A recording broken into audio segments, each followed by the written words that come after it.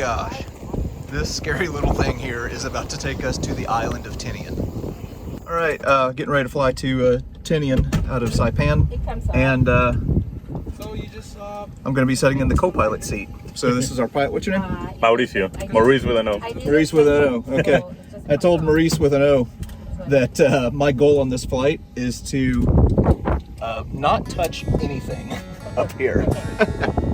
So anyway, we're getting ready to take off. Heart of glass, if it shattered, darker days will come our way. I look back to remember memories that never fade. I know why I'm alone. Mistakes that I've made have burned this hole. I pray for a redemption to heal my troubled ways,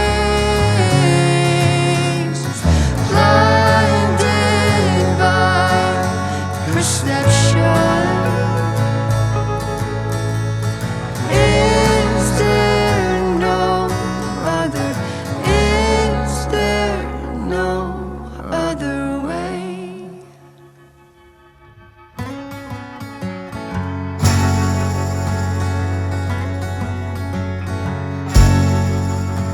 All right, well, our tiny flight touched down and we are now on the island of Tinian. And got a car rental and have made my way to the north part of the island, and I've got to say, it is a strange feeling here. I mean, I am alone up here on this part of the island, and it feels like I'm in some post-apocalyptic world where nature has reclaimed civilization. I mean, you can see here the roads here that I'm driving. I can just park right in the middle of the road because there's literally nobody around here. There's been no sign of people at all. But in 1944, that wouldn't have been the case. This would have been a hive of activity. You can see the jungle has reclaimed this island. But in 1944, it would have been about 90% sugarcane. And in late July of 44, the 4th Marine Division and the 2nd Marine Division were going to be pulled into action once again after slugging it out in Saipan. And they were going to have to take this island right here in something that was codenamed Tearaway in the final part of Operation Forager. So we're going to go to the landing beaches right now.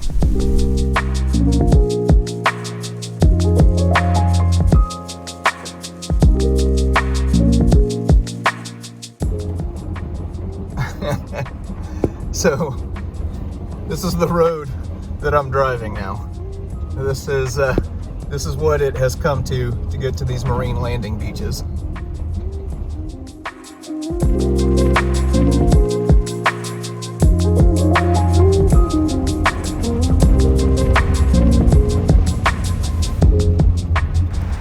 All right, well, decent chance that I'll be losing my security deposit on that one. This is the road that we just came down, and where we are right now is White Beach 1. Now, there were 3 possible landing sites here on Tinian. One was down towards the southern part of the island, around Tinian town. That's where the Japanese thought the U.S. was going to land. That seemed the most likely. There was another spot on the other side of the island that they thought was also likely. This was the least likely spot in the minds of the Japanese. So we're going to go down here and take a look at where the Marines landed in late July of 1944. All right, making our way down here. And dang. So this is White 1 here on Tinian. Now on Tinian they didn't have a D-Day, they had something called, it was called codenamed J-Day or Jig Day. J-Day was set for July the 24th, and they would be landing at H-hour. H-hour ended up getting delayed, and I think they ended up touching down here at around 7:30 or 7:40. So on the morning of July 24th, E Company of the 2nd Battalion of the 24th Regiment, 4th Marine Division, would have landed right here. Now here's why the Japanese didn't expect the Marines to land here. Look at this. I don't know if you've noticed, but this beach is not very wide. We're talking like 60 yards wide, maybe. That is something else. So that's why the Japanese were kind of taken by surprise and really hadn't fortified this area. And that allowed the U.S. Marines to kind of slip in the back door here. But yeah, this is where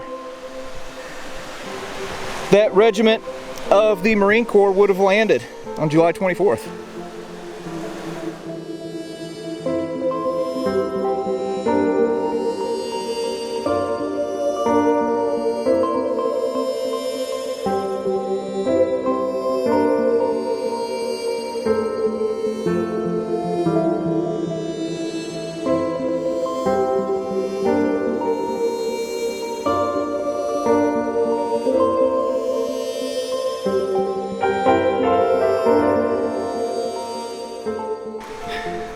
All right, time to go put the rental vehicle through another round of punishment.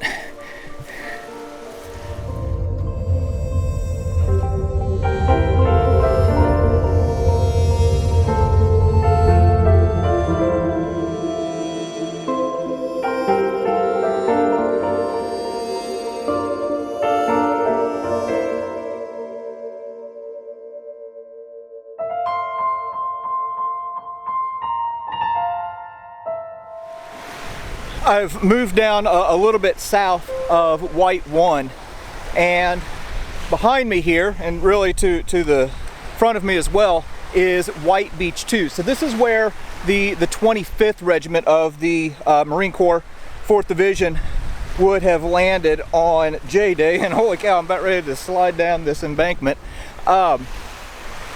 This beach is a little bit bigger, as you can see, a little bit more shoreline here. So they could land 2 battalions in company formation side by side right here in this area. Now on White 2 they were going to experience a little bit more resistance than what they had on White 1. So again, I'm on the northwestern side of the island, and we're looking south right now. So if you look off there in the distance, you know, that's a pretty clean looking area for a landing zone. But if you get to looking out here more to the north, well, you might notice it's getting a little bit rocky over here. Well, on the morning of J-Day, you can imagine just looking out over the horizon here and seeing all kinds of LCIs and other naval craft just bombarding the inland part of this beach. And the guys who were driving the Amtraks in ended up coming right up against these rocks and allowing the Marines to go over so that they could more easily get inland. And as I was standing here, happened to notice a little bit of detritus. I don't know if this, I really don't know what this is, to be honest with you.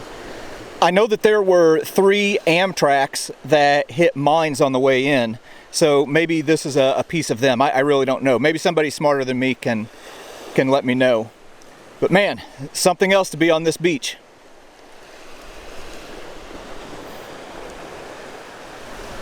Now, here is something that is on WWII 2 that we didn't see on WWII 1. Got ourselves a little bit of a Japanese pillbox here. So there were a few more casualties sustained by the 25th Regiment on WWII 2 than what we saw with the 24th on WWII 1. And it looks like we may even have a little bit of battle damage here on this one. Now, on the evening of J Day, or Jig Day, the commander of the 4th Marine Division ordered everybody to dig in a perimeter, string up barbed wire, and form a defensive line just inland. And it's probably good that they did, because that night the Japanese launched a huge bonsai charge trying to retake this area. There was a company-size element that ended up reaching the beach, but they got quickly destroyed. Whenever it was all said and done, the Marines had suffered about 100 casualties, but the Japanese had 1,200 dead and had lost 5 tanks. And that all happened right here in this area.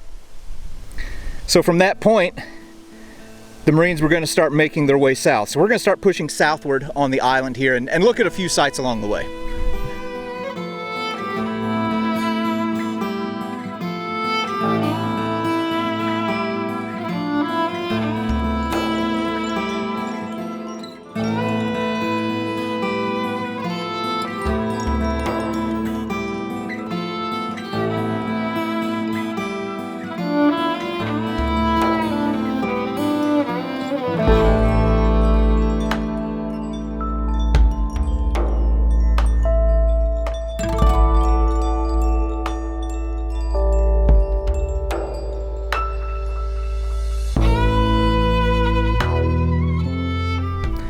Here's something pretty cool that they have here. Got a old landing craft that was used here on Tinian.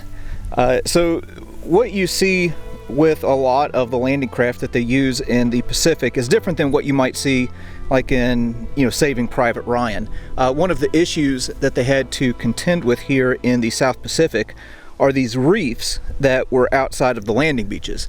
If you had a Saving Private Ryan style landing craft, an LCVP is what it was called, well, that would get hung up on the reef.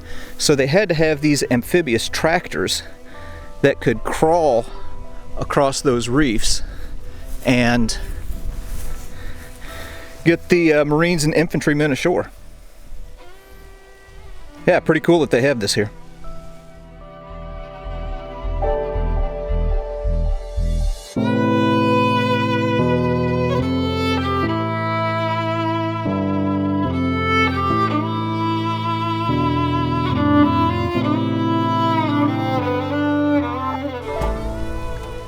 Now, here is a sign that you don't see too often in the Midwest, unexploded military munitions. This is an issue that a lot of these old battle sites have to deal with that we don't really even have to think about on a daily basis. Here's another sign right here showing like what you could run into in this place, whether it's mortars or grenades or whatever. So after the guys from the 4th Marine Division landed, they were followed up by the men from the 2nd Marine Division, and they ended up going side by side and started moving their way south here on the island of Tinian. Now you have to keep in mind, these are the guys who just slugged it out on Saipan. So they had to have just been weary as they were making their way to the southern part of this island. As I mentioned earlier, most of the island is flat. 90% of it was planted in sugarcane, but there was one feature in the middle called Mount Lasso that was going to pose a little bit of a problem. All right, so making my way along the base of this cliff right now, and all of this vegetation wouldn't have been here in 1944. You probably would have been looking out over sugarcane fields, and man, these things make some eerie sounds. And there's been some kind of animal back here that sounds like some sort of demon monkey. I don't know what the heck it is, but anyway, it's kind of interesting, something a little different. But all along here, I've already seen a few, but you've got these caves. And for these boys who had already been slugging it out on Saipan, the idea of having to go into yet another cave must have just been something rather unpleasant. And I have no idea what that is. Huh. Interesting. I read that some of these caves were supposed to have some Japanese gun emplacements, but once they got here, they found that they hadn't been put in yet. I'm going to slip through here. Now, I know that you all are waiting for me to bump my head, but it's not going to happen this time. Oh, there we go, made it. But anyway, yeah, this place is really something else, and to my knowledge, not a place that really gets visited much or really documented much. Looks like, yeah, here we go. Got another cave here. So this was going to, this mountain here was going to act as a bit of a speed bump to the Marines as they were making their way south. Okay, we're going to go ahead and make our way down to the southern tip of the island, where the Marines would finally clear out the last of the Japanese defenders here on Tinian.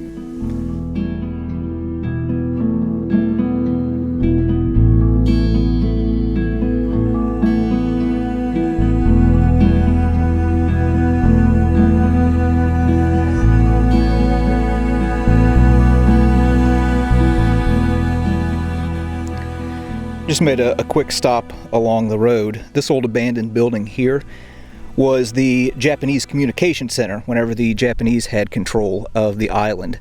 So any inter-island communication that would have taken place here at Tinian would have been through this building, and is also one of the buildings that the Marines would have passed by as they were pushing their way to the south.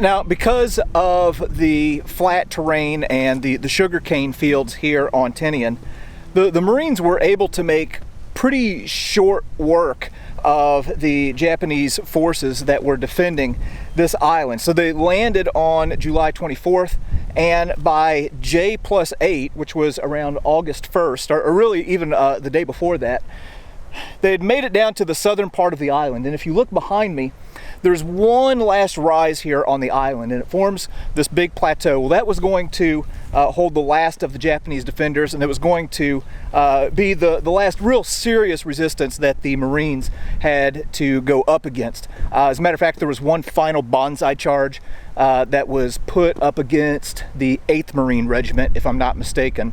There were about 700 Japanese that launched this attack into their lines, and of course it was squashed.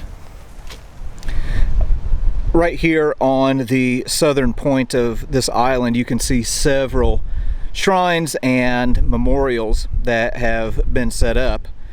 Well, just like Saipan, Tinian also has a suicide cliff. So a lot of the civilians, like in Saipan, were told about the horrible things that the Americans would do to them.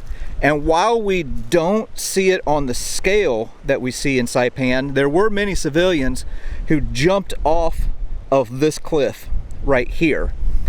Really what was more common was the Japanese killing civilians. Read a story about how they would lash together 15 to 20 and blow them up with demolitions, or would just bring them here and throw them off the side of this cliff. Ah, horrifying.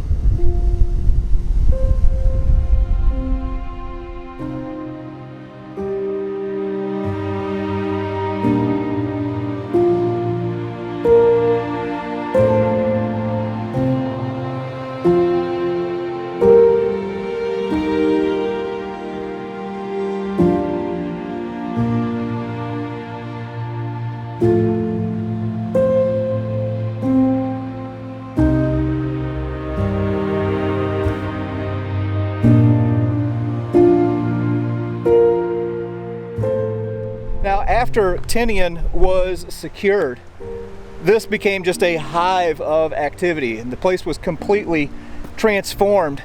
And B-29s were brought in and then sent out, for raids on Tokyo and eventually the bombings of Hiroshima and Nagasaki. But before any of that could happen, had to be cleared out by men of the Marine Corps in July of 1944. All right, glad we were able to come here today and kind of dig into a history that has kind of been overlooked in World War II. In the next episode, we're actually going to go back to the northern part of the island and look at the airfields where the raids on Tokyo and eventually the bombings of Hiroshima and Nagasaki were launched from.